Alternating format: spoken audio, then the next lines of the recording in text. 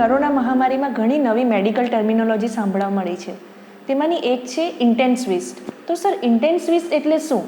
Intensive કેરના સ્પેશિયાલિસ્ટને intensivist કહેવાય છે. જેમ હાર્ટના સ્પેશિયાલિસ્ટને કાર્ડિયોલોજિસ્ટ કહીએ, કિડનીના સ્પેશિયાલિસ્ટને નેફ્રોલોજિસ્ટ કહીએ, તમે ચામડીના સ્પેશિયાલિસ્ટને ડર્મેટોલોજિસ્ટ કહીએ, એવી રીતે ઇન્ટેન્સિવ કેરમાં સિરિયસલી ઇલ દર્દીઓની ટ્રીટમેન્ટ કરનાર સ્પેશિયાલિસ્ટને ઇન્ટેન્સિવિસ્ટ કહેવાય. એટલે ઇન્ટેન્સિવિસ્ટ એ ઇન્ટેન્સિવ કેર એટલે કે સિરિયસલી ઇલ દર્દીઓની ટ્રીટમેન્ટને કોર્ડિનેટ કરીને એમને ટ્રીટ કરનાર જે ડૉક્ટર છે તેને ઇન્ટેન્સિવિસ્ટ કહેવાય. સર, તમે જણાવ્યું એ પ્રમાણે આઈસીયુમાં ઇન્ટેન્સિવિસ્ટ મુખ્ય છે. તો સર, ઇન્ટેન્સિવિસ્ટ બનવા માટે શું ભણવું પડે અને કેટલા વર્ષ? ઇન્ટેન્સિવિસ્ટ બનવા માટે MBBS વ્યક્તિ ધારો કે ઇન્ટેન્સિવમાં કરિયર બનાવવા માંગતો હોય, MD medicine, MD anaesthesia, MD emergency medicine કે MD ચેસ્ટ પોતાનું ઇન્ટેન્સિવિસ્ટ તરીકે આગળ કરિયર બનાવવા માંગતા હોય તો યુઝ્યુઅલી 12મા ધોરણ પછી 5 વર્ષ MBBS, પછી 3 વર્ષ MD અને ત્યાર પછી 1 વર્ષ પછી Indian diploma in critical care medicine કરી શકાય. IDCCM પછી 1 વર્ષ હજુ આગળ ભણો તો Indian fellow in critical care કરી શકાય. IDCCM અને IFCCM degree Indian society of critical care medicine તરફથી મળે છે. અને હવે ગવર્મેન્ટ એપ્રુવડ DNB અને DM ક્રિટિકલ કેર પણ અવેલેબલ છે. DM અને DNB ક્રિટિકલ કેર એ મોટી યુનિવર્સિટીમાં કે નેશનલ બોર્ડ એપ્રુવડ ઇન્સ્ટિટ્યૂટ્સમાંથી થતી હોય. એટલે DNB માટે MD પછી 3 વર્ષ અને DNB માટે પણ DM માટે પણ MD પછી 3 વર્ષ ભણવું પડતું હોય. એટલે હવે ઇન્ટેન્સિવિસ્ટ માટે ક્વોલિફાઈડ ઇન્ટેન્સિવિસ્ટ પાસે ક્યાં IDCCM, IFCCM, DNB અથવા તો FNB, પહેલાં નેશનલ બોર્ડ શરૂઆતમાં FNB કરીને ડિગ્રી ચાલુ કરેલી જે 2 વર્ષની હતી, હવે DNB 3 વર્ષની થઈ છે. એટલે DNB કે FNB ક્રિટિકલ કેર અથવા તો DM ક્રિટિકલ કેર આ ડિગ્રીઓ ધરાવનાર વ્યક્તિ ઇન્ટેન્સિવિસ્ટ હોય. દેટ મીન્સ કે એ લોકોને 3 થી 5 વર્ષ, પણ MBBS વ્યક્તિ પોતે જો ડાયરેક્ટ સીધું ક્રિટિકલ કેરમાં આગળ જવાનું હોય, એમણે કરિયર બનાવવું હોય તો MBBS પછી 2 વર્ષ ક્રિટિકલ કેરમાં કામ કરીને સર્ટિફાઈડ બને. ત્યાર પછી 2 વર્ષ Indian diploma in critical care અને ત્યાર પછીનું 1 વર્ષ એ Indian fellow in critical care. એટલે કુલ 5 વર્ષે એ સુપર સ્પેશિયાલિટી ડિગ્રી મેળવી શકે. એટલે MBBS પછી પણ ઇન્ટેન્સિવ કેરમાં આગળ કરિયર બનાવવું પોસિબલ છે. આઈસીયુમાં ઇન્ટેન્સિવિસ્ટની જવાબદારી શું હોઈ શકે? એટલે કે રોલ્સ અને રિસ્પોન્સિબિલિટી શું હોય? આ બહુ સરસ સવાલ પૂછ્યો. ઘણા બધાને લાગે કે આપણે આઈસીયુમાં ઇન્ટેન્સિવિસ્ટ શું કામ હોવા જોઈએ. ઇન્ટેન્સિવ કેર દરેક super speciality, cardiology, nephrology, neurology, brain surgery, દરેક સુપર સ્પેશિયાલિટી છે. એ સુપર સ્પેશિયાલિટીની જેમ હવે ઇન્ટેન્સિવ કેર એક સુપર સ્પેશિયાલિટી છે. કારણ કે ઇન્ટેન્સિવ કેરમાં કોઈ દર્દી કોઈ એક પર્ટિક્યુલર ઓર્ગનને કારણે માંદો થતો નથી. જ્યારે કોઈ વ્યક્તિ સિરિયસલી ઇલ થાય છે ત્યારે એક ઓર્ગનની ખરાબ અસર બીજા ઓર્ગન પર થાય, એને કારણે મલ્ટિપલ ઓર્ગન ડિસફંક્શન થાય છે. જ્યારે દરેક ઓર્ગનના સ્પેશિયાલિસ્ટ પોતાના ઓર્ગન માટે બેસ્ટ કરતા હોય છે, પણ તે છતાં પણ એ બધા એફર્ટ્સને કોર્ડિનેટ કરીને કયું પહેલું કરવું, કયું પછું કરવું, એક વસ્તુ હવે પેશન્ટને ફેફસામાં પાણી ભરાયું હાર્ટ એટેકને કારણે, તો પહેલાં એને ટ્યુબ નાખીશ, વેન્ટિલેટર પર મૂકીશ, ઓક્સિજન ઉપર લાવીશ, પછી કેથલેબમાં મૂકીશ તો કાર્ડિયોલોજિસ્ટ એન્જિયોપ્લાસ્ટી કરી શકશે. નહીં આ જ વ્યક્તિને ફક્ત ઓક્સિજન આપીને કેથલેબમાં મૂકી દેવામાં આવે તો એ વ્યક્તિનું કેથલેબમાં જ હાર્ટ બંધ થઈ જશે. એન્જિયોપ્લાસ્ટી કરી હોય તો પણ પેશન્ટ પાછો આવે ત્યારે બેહોશ થઈ ગયો હોય. એટલે દેટ મીન્સ કે આ વસ્તુ દરેક સુપર સ્પેશિયાલિટી માટે સિરિયસલી ટ્રીટ કરવા માટે યુ નીડ એક કોમન સ્પેશિયાલિસ્ટ જોઈએ જે ઇન્ટેન્સિવિસ્ટ છે, કે જે મલ્ટિપલ ઓર્ગન ડિસફંક્શનના પેશન્ટને પહેલાં સ્ટેબિલાઇઝ કરે, પછી દરેક સુપર સ્પેશિયાલિટીની મદદ બહુ જરૂરી છે. પણ એ મદદ ક્યારે લેવી, કોની સલાહ પહેલાં ફોલો કરવી, કોની પછી ફોલો કરવી. હવે હિમેટોલોજિસ્ટે કીધું કે આમાં લોહી પાતળું રાખો, પણ અત્યારે તમારે વેન નહીં મળતી હોય તો સેન્ટ્રલ લાઇન નાખવાની હોય તો એ પાતળું રાખવાનું કામ તમારે 6 કલાક પોસ્ટપોન કરવું પડે, તો એ ડિસિઝન કોણ લેશે? તો આવા બધા ડિસિઝન, અને ઘણી બધી વાર આ બધા ડિસિઝનો ક્ષણોમાં લેવાના હોય. દેટ મીન્સ કે આજે અત્યારે પેશન્ટને હૃદયની ગતિ અનિયમિત થઈ ગઈ, તો એ જ મોમેન્ટે શોક આપીને પેશન્ટ શ્વાસ નહીં લેતો હોય તો વેન્ટિલેટર મૂકવું, આજે મેં તમને કીધું એ વસ્તુ ક્ષણોમાં, વિધિન સેકન્ડ્સ કે મિનિટ્સમાં ડિસિઝન લેવાના હોય. તો તે વખતે તમે એવી આશા નહીં રાખી શકો કે કાર્ડિયોલોજિસ્ટ આઈસીયુમાં હોય, કે ચેસ્ટ ફિઝિશિયન આઈસીયુમાં હોય, કે નેફ્રોલોજિસ્ટ આઈસીયુમાં હોય, તો એ બધા ડિસિઝન કોણ લેશે? તો એ બધા ડિસિઝન લેવા માટે જે ક્વોલિફાઈડ, અનુભવી અને જેને બાકીના બધા ઓર્ગન વિશે પણ સિરિયસલી પેશન્ટ ટ્રીટ કરવા અંગેનું સ્પેસિફિક નોલેજ છે, તો તે વ્યક્તિ આ ડિસિઝન લઈ શકે. પછી ડેફિનેટલી આપણે કાર્ડિયોલોજિસ્ટ વગર એન્જિયોપ્લાસ્ટી કરાવી શકવાનું નથી, આપણે નેફ્રોલોજિસ્ટ વગર, એટલે એ કોઈ પણ સ્પેશિયાલિટીનું એન્ક્રોચમેન્ટ નથી, પણ ઇન્ટેન્સિવ કેર એક પોતે સ્પેશિયાલિટી છે. એટલે ઇન્ટેન્સિવિસ્ટનું મેઇન કામ ડિસિઝન લેવાનું, કોઓર્ડિનેશન કરવાનું, ઇન્ટેન્સિવ કેરની પ્રોસિજર્સ કરવાનું, વેન્ટિલેટર પર મૂકવાનું, વેન્ટિલેટર પરથી કાઢવાનું, બ્લડ પ્રેશર મેન્ટેન કરવાનું, જે basic acid base balance, electrolyte balance maintain કરવાનું. એટલે આમ કહેવા જઈએ તો આ બધા ફંક્શન્સ, બાકી બધા સ્પેશિયાલિટીને જરૂર છે જ, પણ કરશે કોણ? જે એમાં સ્પેશિયલી ટ્રેન છે. તો એ કોણ ટ્રેન છે? કે ભાઈ એ ઇન્ટેન્સિવિસ્ટ. સર, તમે જણાવ્યું એ પ્રમાણે ઇન્ટેન્સિવિસ્ટના રોલ્સ અને રિસ્પોન્સિબિલિટી તો ખબર પડી ગઈ, પણ ઇન્ટેન્સિવિસ્ટ 24 કલાક આઈસીયુમાં હાજર નથી હોતા. તો રાત્રે કોઈ કાં તો ઇમરજન્સીમાં દર્દીની સંભાળ કઈ રીતે લેવામાં આવે છે? બહુ સરસ વાત કરી કે ઇન્ટેન્સિવિસ્ટ એ ઇન્ટેન્સિવ કેર ટીમનો ઇન્ચાર્જ છે. તો એમના નીચે junior intensivist, intensive care registrar, medical officer, nurses, respiratory therapist, physiotherapist, dietitian, એ બધા મળીને ઇન્ટેન્સિવ કેર ટીમ બનાવે છે. એટલે ઇન્ટેન્સિવિસ્ટ એ એક પેશન્ટની ટ્રીટમેન્ટનો રેજિમ બનાવે છે.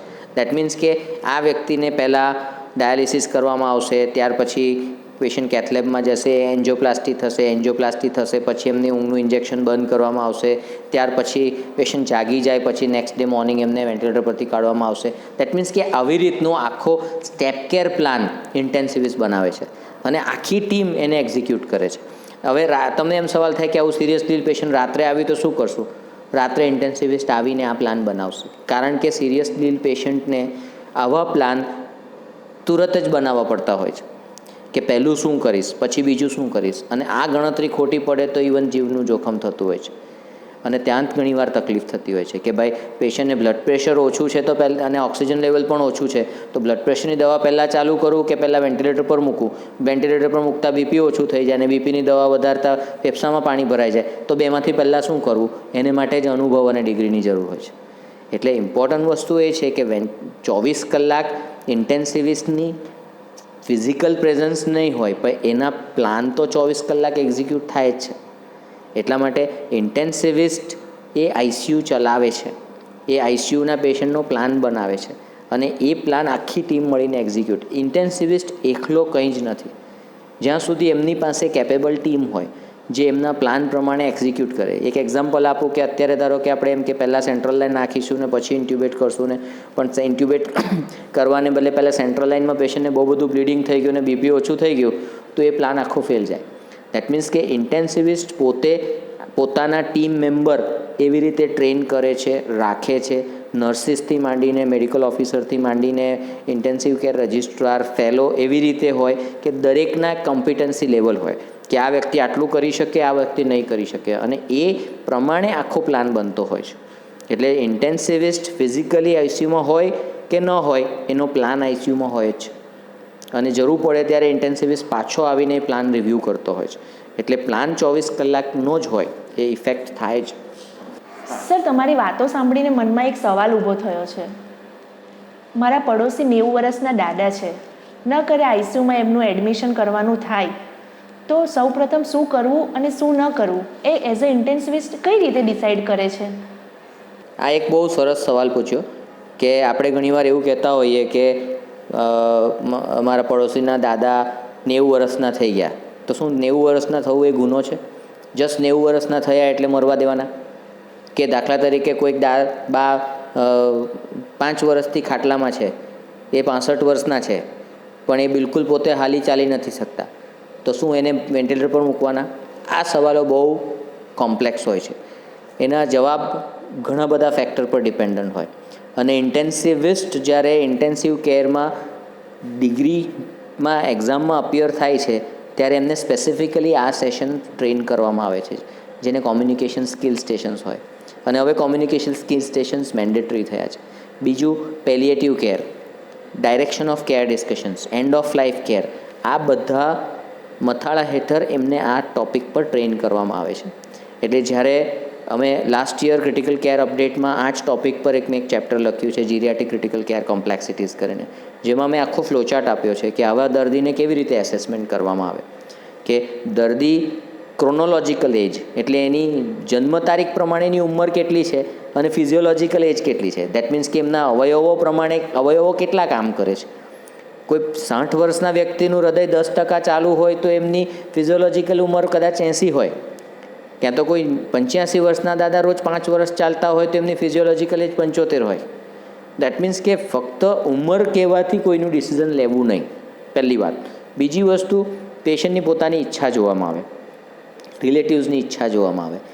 એ વ્યક્તિને કેટલા એવા રોગો છે જેની ટ્રીટમેન્ટ હવે શક્ય નથી. દાખલા તરીકે એમનું હાર્ટ 10% જ કામ કરે છે. દાખલા તરીકે એમની કિડની ફેલ થઈને ડાયાલિસિસ પર આવી ગયા છે. દાખલા તરીકે એમને આંખની ઇન્દ્રિયો જતી રહી છે, હવે આંખે દેખાતું નથી. દાખલા તરીકે હાથ પગમાં ન્યુરોપથીને કારણે સેન્સેશન જતા રહ્યા છે. તો એ બધી વસ્તુની ટ્રીટમેન્ટ શક્ય નથી. પણ આવા જેટલા રોગો વધારે ભેગા થતા જાય ત્યારે એમની ક્વોલિટી ઓફ લાઈફ ઓછી થતી જાય. તો ટ્રીટમેન્ટ આગળ કરવી કે નહીં, એનો સૌથી ઇમ્પોર્ટન્ટ વ્યક્તિ પોતે પોતાની લાઈફ વિશે શું વિચારે છે, એ જો કહી શકતા હોય તો વેરી ગુડ. એમના સ્વજનો, પુત્ર પુત્રી, પતિ કે પત્ની, એના વિશે શું વિચારે છે તે વિચારો. આ બધી વસ્તુ કાઉન્સેલિંગ સ્કિલ્સમાં આવે.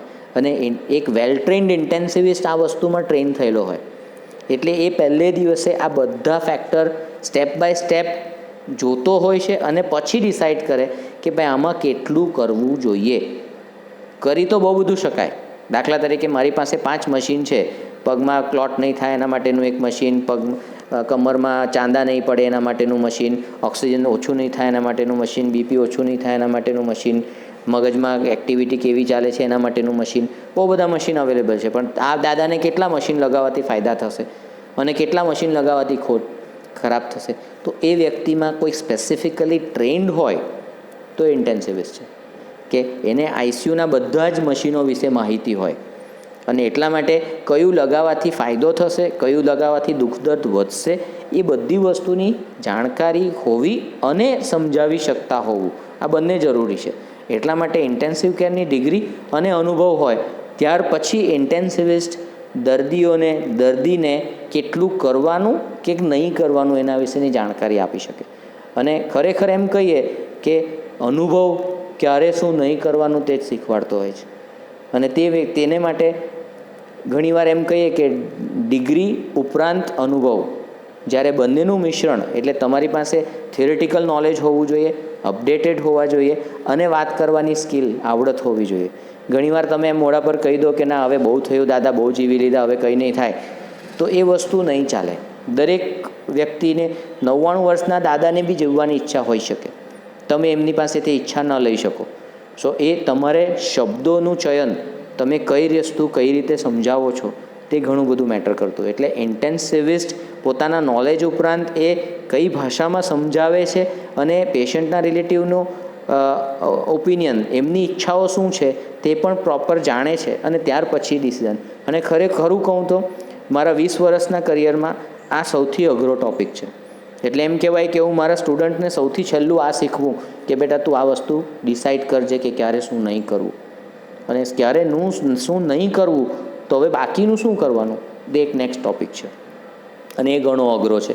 અને એને માટે ઇન્ટેન્સિવ કેરમાં ઘણા વર્ષોના અનુભવ પછી તમને ખ્યાલ આવે કે ભાઈ ક્યારે શું નહીં કરવું જોઈએ.